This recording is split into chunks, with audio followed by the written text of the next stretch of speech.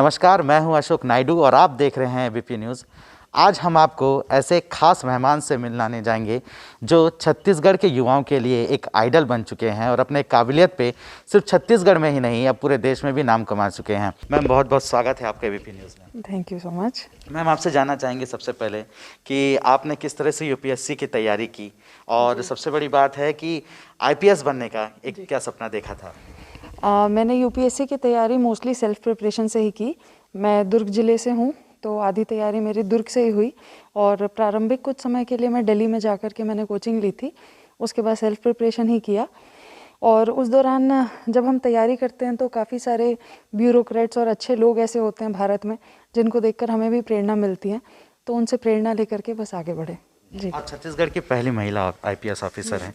आप ये भी सुनने में आ रहा है कि आप छत्तीसगढ़ के युवाओं को भी ट्रेनिंग दे रहे हैं, इसके लिए कोचिंग दे रहे हैं। कितना अच्छा लगता है? अच्छा लगता है कि हर पहली चीज़ तो अच्छी ही लगती है और बच्चों को जहाँ तक की बात है, तो जब हम तैयारी करते थे तो हमें ऐसा लगता था कि हमारे छत्तीसगढ़ में कहीं ना कहीं वो एटमॉस्फेयर नहीं है, बहुत सारे लोग सेलेक्ट नहीं होते और दूसरी बात हम बहुत ज़्यादा ऐसे लोगों को जानते नहीं हैं जो यहाँ से आईएएस या आईपीएस बने हों, तो लोगों को थोड़ा इम्पॉसिबल सा लगता है क्योंकि छोटे ज़िले हैं और छोटा राज्य है, तो उनको लगता है ये बहुत ही कठिन परीक्षा और कोई कर नहीं सकता। तो मैं प्रयास करती हूँ कि कभी उनके जीवन में वो जो गैप मेरी लाइफ में था उनके मैं ऐड कर सकूँ। आईपीएस बनने के बाद लगातार विभिन्न जिलों में आपने पोस्टिंग हुआ। अभी वर्तमान में आप बस्तर में हैं। बस्तर को लेकर क्या कहना चाहेंगे?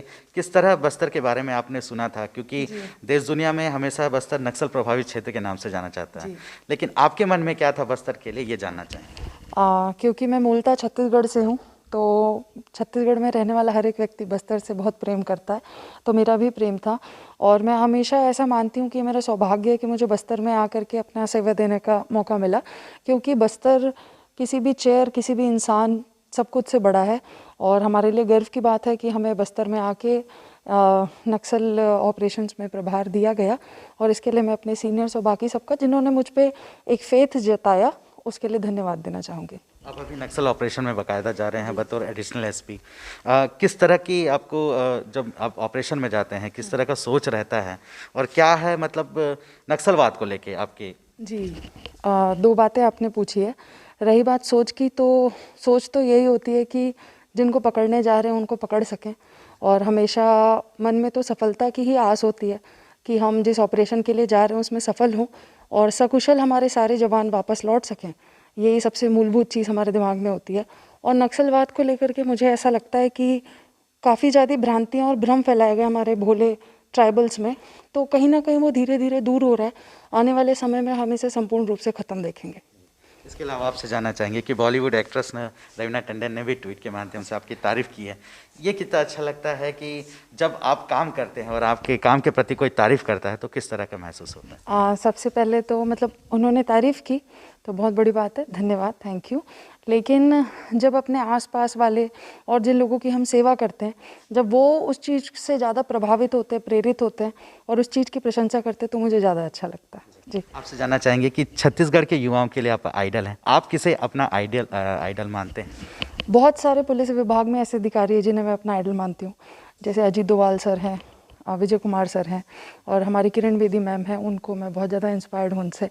और मेरी जो ट्रेनी आईपीएस मैडम थी, ट्रेनर जो थी नीतू कमल मैडम, और अन्य बहुत सारे अधिकारी हमारे स्वयं के छत्तीसगढ़ के पुलिस विभाग में, उनसे मैं बहुत ज़्यादा प्रेरित रहती हूँ। छत्तीसगढ़ में महिलाओं के लिए एक अलग सोच है, कहीं कहीं भ्रांतियाँ हैं और खुल के वो आगे नहीं आ पाते, चाहे वो पढ़ाई हो चाहे कर्म के क्षेत्र में हो। उनके लिए क्या मैसेज देना चाहेंगे?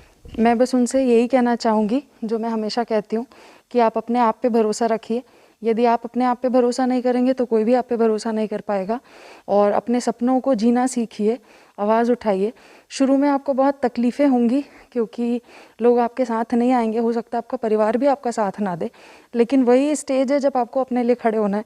एक बार वो लड़ाई लड़ लेंगे तो कोई नहीं रोकेगा।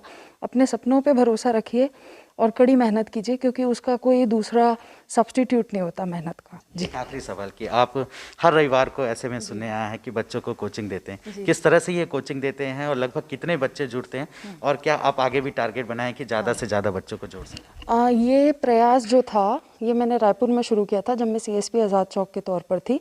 इसमें हमारे SP सर जो थे श्री अजय यादव साहब, उनका बहुत बड़ा योगदान था। तो वो सेम चीज़ मैं हर संडे अपने ही थाने में क्लास लेती थी।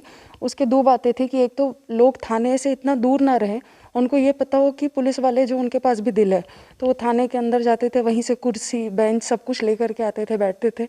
हम थाने के गार्डन में ही बैठा करते थे और डिस्कस करते थे। यहाँ पे बस्तर में आके संडेज़ को भी क्लास लिया, एवरी संडे तब भी लेते थे। यहाँ पर भी आगे भी लेने का प्रयास करूँगी, क्योंकि ज़्यादा से ज़्यादा लोग जान सकें कि परीक्षा में कौन सी गलतियाँ नहीं करनी है। तो मैं उनको अपनी सफलता के बारे में नहीं बताना चाहती, लेकिन मैं उनको अपनी गलतियों के बारे में बताना चाहती हूँ ताकि वो गलती ना करें।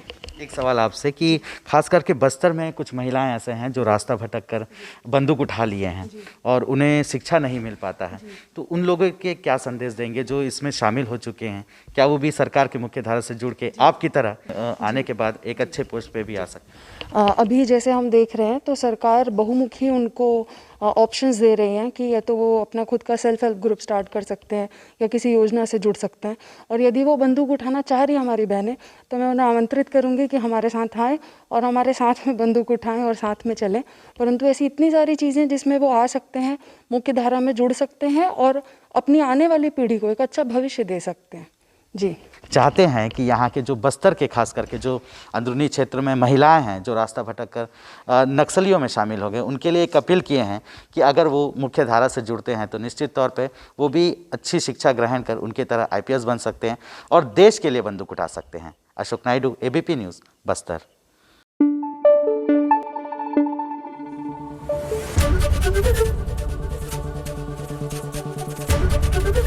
ABP न्यूज़ आपको रखे आगे।